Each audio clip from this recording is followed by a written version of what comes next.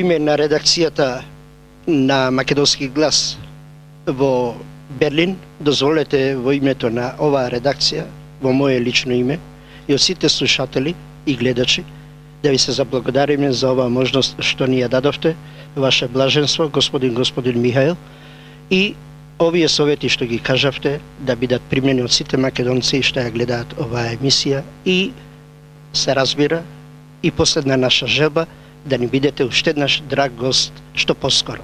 Не само уште еднаш, повеќе пати.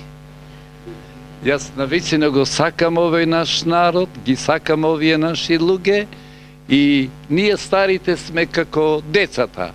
Каде не убаво, тамо сакаме да одиме. А мене ми беше прекрасно овие денови.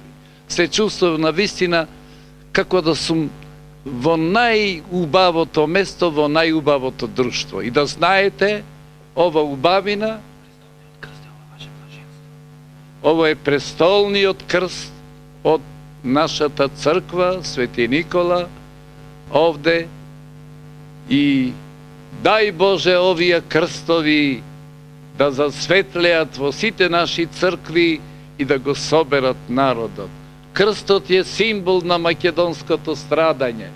Од едната страна е Христовото распетие, но од другата страна на крстот го гледаме, дојте поблизу, гледаме Христовото воскресение.